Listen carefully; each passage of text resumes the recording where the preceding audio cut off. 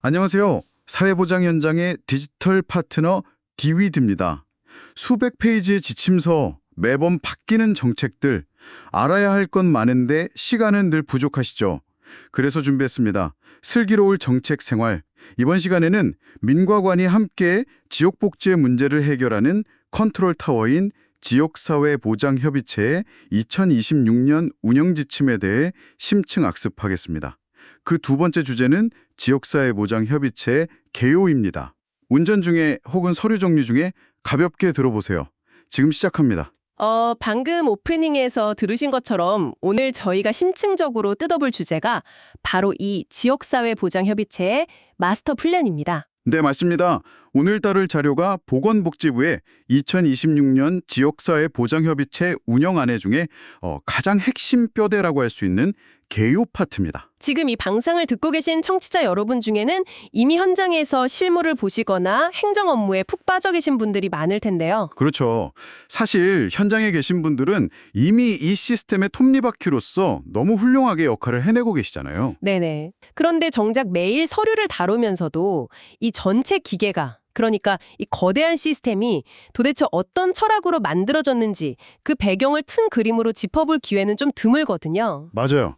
매일 마주하는 지침서 문구들이 워낙 딱딱하다 보니까 한 발짝 떨어져서 볼 여유가 없죠. 그래서 오늘 이 시간은 단순히 제도의 연역을 지루하게 읊는 게 아니고요.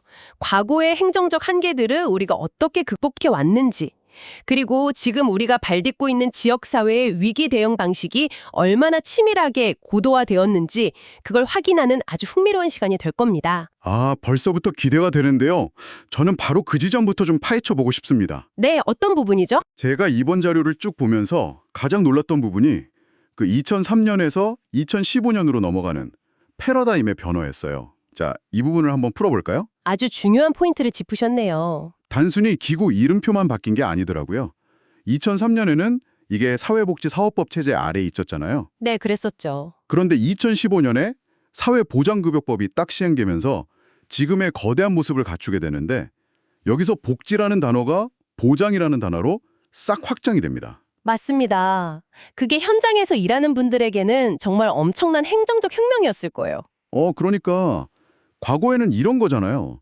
사회복지사분이 어떤 가정을 방문했는데 주거 환경이 너무 열악한 걸 발견했어요. 네네. 그런데 이게 복지 서비스라는 좁은 틀 안에 갇혀 있다 보니까 주거 관련 부서나 고용 부서에 적극적으로 막 개입을 요구할 법적 근거가 좀 부족했던 거죠. 정확한 지적입니다.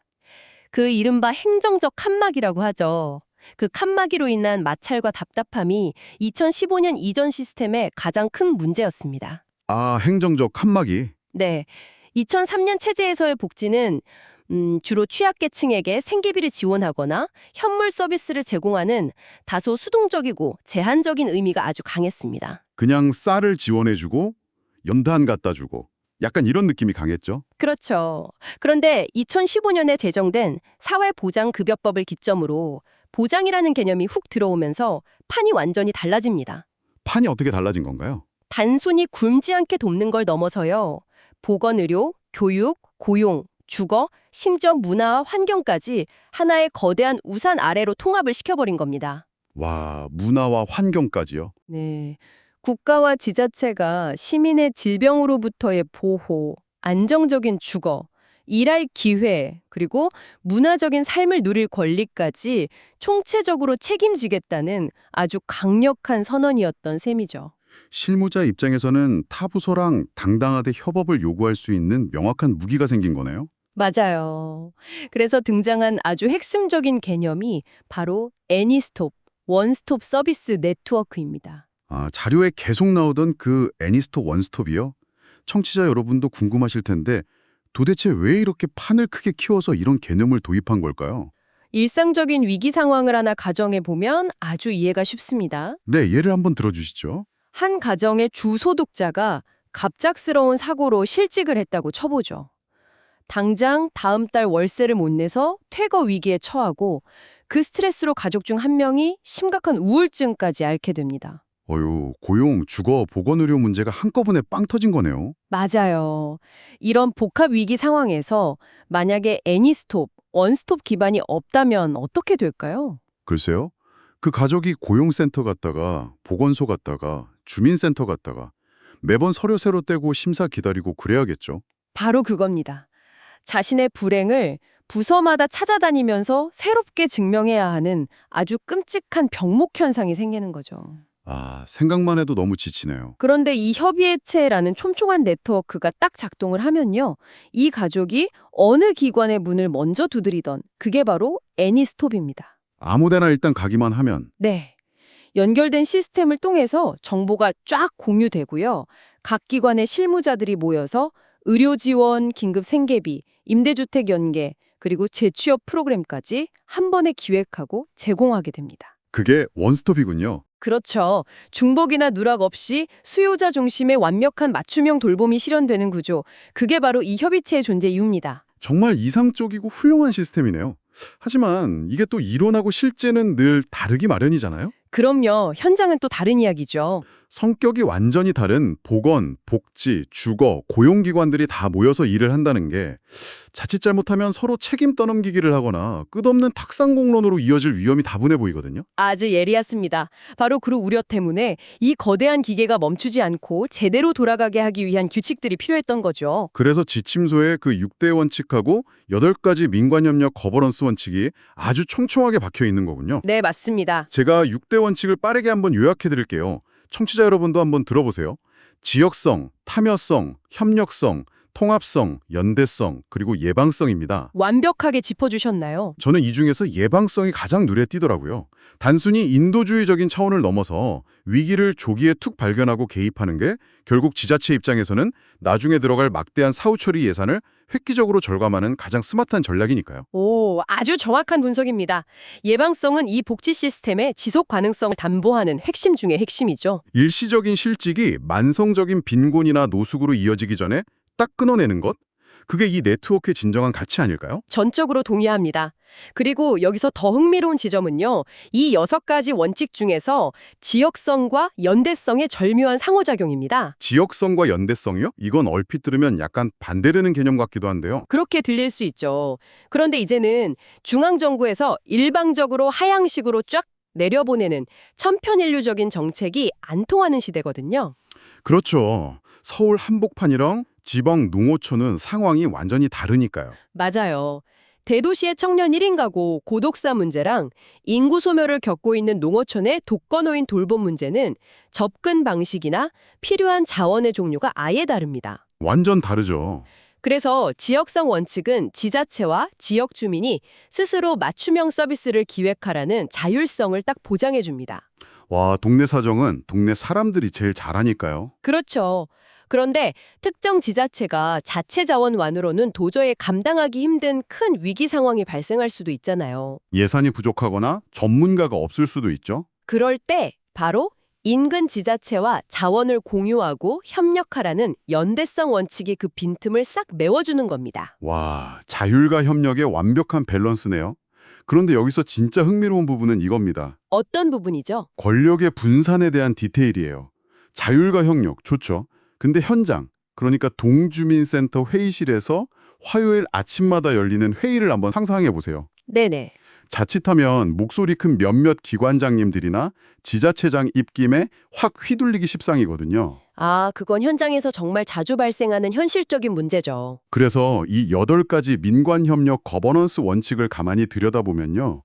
마치 이 협의회체가 특정 권력이나 소수에게 휘둘리지 않도록 설계된 일종의 강력한 행정적 안전장치 같다는 생각이 듭니다. 정확히 보셨습니다.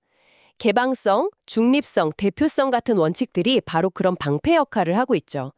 협의체가 그저 관료주의의 메아리방, 에코챔버로 전락하는 걸 막기 위한 아주 치밀한 설계입니다. 그 중에서도 가장 핵심적인 대전제가 뭔가요? 단연코 민간주도 공공지원입니다. 민간주도 공공지원이요? 네. 현장을 가장 잘 아는 민간이 의사결정의 주도권을 쥐고 공공은 이를 실현하기 위해서 행정적이고 재정적인 토대를 탄탄하게 마련해 주라는 뜻입니다. 특정 인물한테 힘이 쏠리지 않게요? 그렇죠. 균형 유지 원칙을 딱 명시해서 특정 조직에 권한이 편중되지 않게 했고요. 그리고 제가 개인적으로 이 지침에서 가장 높게 평가하는 부분이 또 하나 있습니다.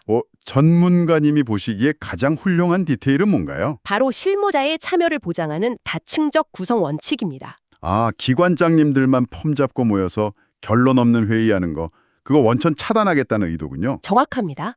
지역사회 보장협의체가 사실 층층이 나뉘어 있거든요.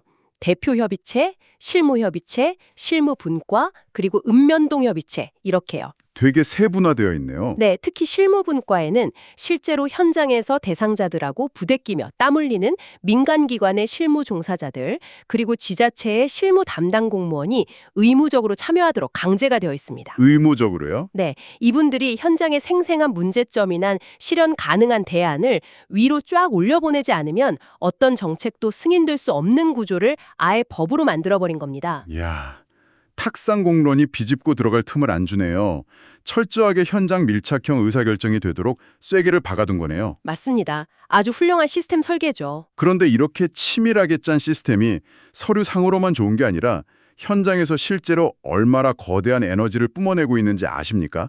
통계 수치 말씀하시는 거군요. 네, 자료에 첨부된 2025년 12월 기준 현황 통계를 보고 저 진짜 엄청난 흥분감을 느꼈거든요. 스케일이 장난이 아니죠. 이건 거의 전국 단위의 거대한 돌봄 작전이라고 봐야 합니다.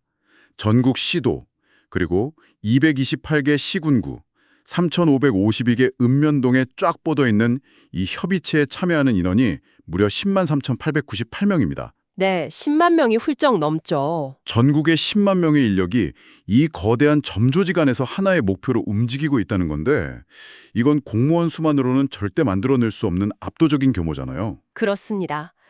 여기서 우리가 큰 그림을 보려면 이 10만 명이라는 숫자의 이면을 아주 자세히 들여다봐야 합니다. 이면에 어떤 비밀이 있나요? 이 방대한 인력풀 중에서 사실상 최일선 현장이라고 할 수 있는 곳이 읍면동 협의체거든요. 동네 주민센터 단위 말씀하시는 거죠? 네, 거기에 소속된 위원 수만 약 6만 9천 명입니다. 와, 6만 9천 명이요? 네. 근데 진짜 놀라운 건 이분들의 구성 비율이에요. 전체의 35.4%가 어떤 특별한 직책이나 타이틀이 없는 일반 지역 주민과 기타 인력입니다. 3분의 1 이상이 평범한 시민이라는 거네요. 거기에다가 마을의 이장님, 통장님이 14.4%고요. 자원봉사자 단체 회원이 12.7%를 차지합니다. 종합해보면 복지 전담 공무원이나 기관 종사자가 아니라 그냥 동네 슈퍼 사장님, 세탁소 사장님, 아파트 관리소장님 같은 우리 주변 평범한 이웃들이 절반이 넘는다는 뜻이네요. 맞습니다. 행정력이 아무리 고도화되고 예산이 많아도요.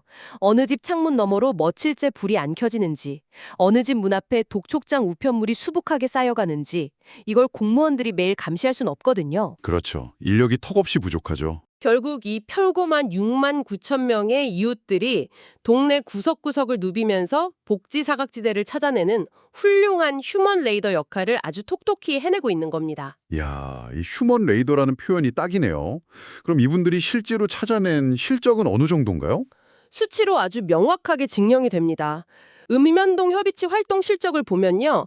이분들이 찾아낸 복지사각지대 발굴 건수가 무려 180만 가구입니다. 정확히는 182만 6천 가구에 달하죠. 180만 가구요. 와, 이건 행정 시스템의 기계적인 모니터링으로는 절대 못 찾는 수치잖아요. 절대 불가능하죠. 그리고 이렇게 찾아낸 분들에게 실질적인 서비스를 연계해준 건수도 154만 건을 훌쩍 넘습니다. 154만 건. 단순한 통계가 아니라 위기에 처한 이웃들을 진짜 살려낸 생생한 결과물이네요. 맞습니다. 어둠 속에 방치될 뻔한 우리 이웃의 생명들을 이웃에 대한 따뜻한 관심하고 촘촘하게 조직된 네트워크로 건져 올린 아주 위대한 결과죠. 감동적이네요. 물론 이 거대한 시스템이 평범한 사람들의 선의로만 굴러가는 건 아닙니다. 시군구 단위에서도 연간 300억 원 이상의 예산을 팍팍 투입하고 있고요. 전담 직원도 380명 이상 배치해서 사무국을 돌리면서 이 휴먼 레이더들이 지치지 않게 행정적, 재정적 지원을 아끼지 않고 있는 상황입니다. 공공의 지원과 민간의 주도가 완벽하게 맞아떨어진 거네요. 네, 그렇습니다. 오늘 2026년 운영 지침의 개요를 아주 깊이 있게 파헤쳐 봤는데요. 처음엔 솔직히 복잡하고 딱딱한 서류 더미라고만 생각했는데 그 뒤에는 결국 우리 이웃의 문제를 우리가 직접 한 번에 아주 똑똑하게 해결하자는 치밀하고 따뜻한 연대의 철학이 담겨 있었습니다. 청취자 여러분이 만약 실무자시라면 이 거대한 협의체 안에서 내가 어떤 중요한 역할을 하고 있는지 한번 자부심을 가져보셔도 좋을 것 같고요. 일반 시민이시라면 우리 동네 협의체가 어떤 특화 사업을 하고 있는지 한 번쯤 관심을 가져보시면 좋겠죠. 네, 오늘 이 방대한 지침을 관통하면서 저희가 마지막으로 생각해 볼 만한 지점이 있을까요? 여기서 저는 청취자 여러분께 조금 도발적인 하지만 아주 중요한 질문 하나를 던져보고 싶습니다. 어떤 질문이죠? 전국에 10만 명의 이웃들이 이미 촘촘한 인간 레이더망을 구축해서 180만 가구라는 사각지대를 찾아내고 있습니다. 그렇다면 이 방대한 인적 네트워크가 수집한 어마어마한 데이터와 현장의 목소리들이 공중으로 흩어지지 않고 완벽한 디지털 시스템과 결합한다면 과연 어떤 기적이 일어날까요? 와, 사람의 온기와 디지털의 만남이네요. 어쩌면 완벽한 복지는 제도의 몫이 아니라 이웃을 향한 따뜻한 관심과 그것을 빈틈없이 연결해주는 기술의 만남에서 완성되는 것 아닐까요? 지금까지 오늘 정책의 핵심 포인트들을 짚어봤습니다. 업무에 작은 도움이 되셨나요? 복잡한 정책을 이해하는 것만큼 중요한 건 그것을 우리 지역만의 특색에 맞춰 현장에서 구현하는 것입니다. 엑셀과 종이뭉치 대신 우리 지역 맞춤형 디지털 시스템이 필요하다면 언제든 디위드를 찾아주세요. 행정은 레거시 시스템이, 현장 돌봄의 완성은 디위드가 함께합니다. 더 자세한 내용과 실무 팁은 디위드 홈페이지에서 확인하실 수 있습니다. 구독과 좋아요로 내일의 복지 행정을 더 가볍게 만드세요. 보다 촘촘한 사회 안전망을 위한 디지털 파트너, 디위드였습니다. 감사합니다.